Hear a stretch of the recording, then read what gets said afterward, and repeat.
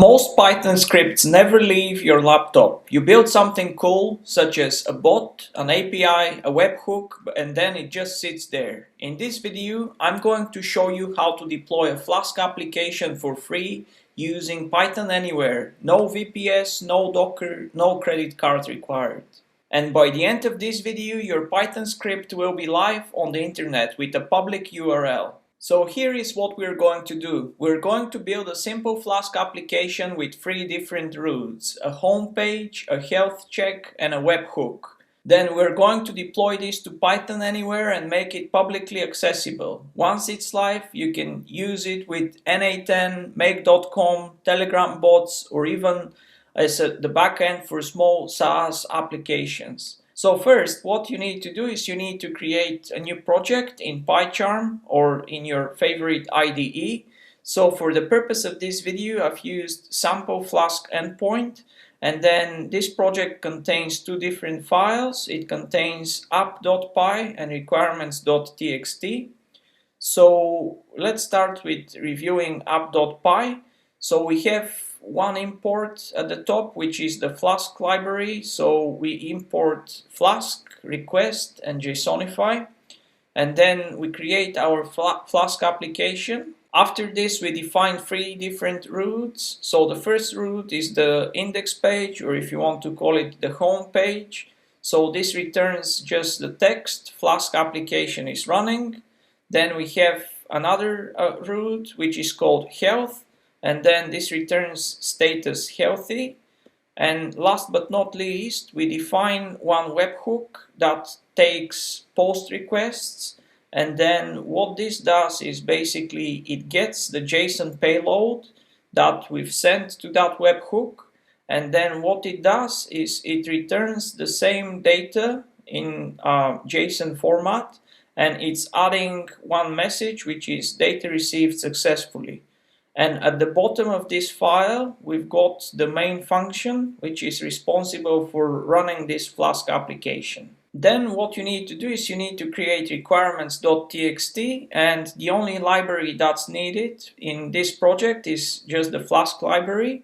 So what we can do now is we can actually run this application locally, and then we can test the different routes just to see if they work as expected. So let's go ahead and run the application, and then what we can do is we can test the home page and the health check by going to this link. So if we click on this link, then it's going to open your browser and it should basically hit the home page. So let's see how this looks. So there you go, you've got Flask application is running. And this is basically this endpoint, which is the home page. And now if we want to test the health check endpoint, what we need to do is we need to go back, and then we just need to put /health, and then this is going to return status healthy. And finally, what we need to do is we need to test this webhook. And for the purpose of this testing, we cannot just use the browser because browsers can just send GET requests. So what we need to do is we need to use either Postman or we can use Terminal, and then we can send a post request to this webhook. And if we do something like this, so we use the curl command, then we send a post request.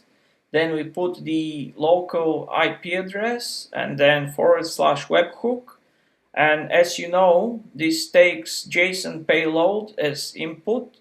So what we're doing here is we're passing this dictionary, which contains one element, and then the key is name, and then the value is test. So if we send this now, let's see what we're going to get. So you can see that we got some data back, and this data contains basically a dictionary with 2 different elements. So the first element is called data, and then the second element is called message. And this matches exactly what we defined here in this endpoint. So the message has this message, which is data received successfully. and then the data contains a dictionary, which is the data that we sent to this webhook. Now let's go to PythonAnywhere. If you don't have an account in PythonAnywhere, you can click on the link down below in the description. It's completely free to sign up and you don't need to pay anything.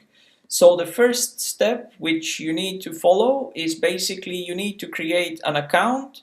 So if we go to the pricing section, you'll see all the different pricing options.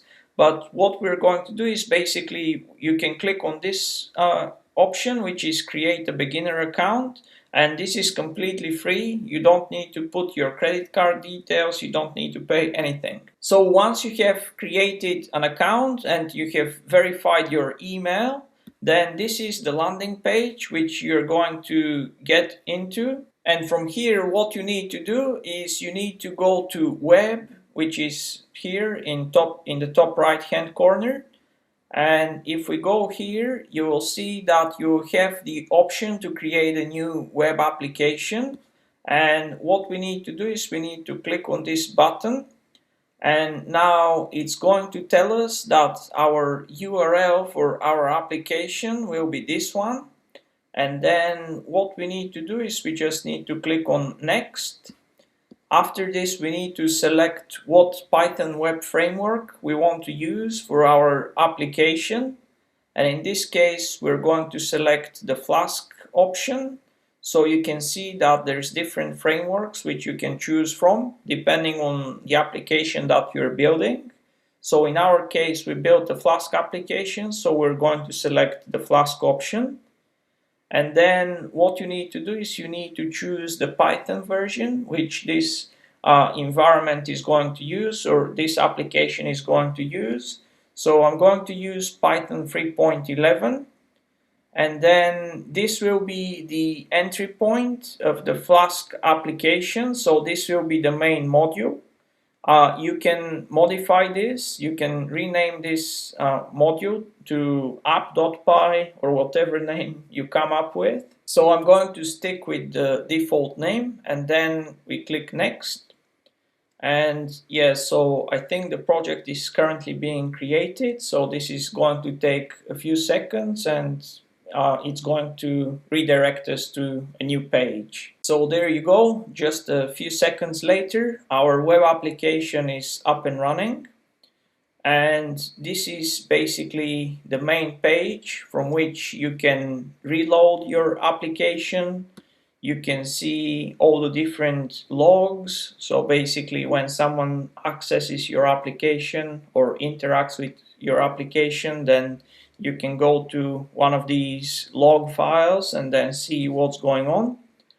And this is the public URL to our application.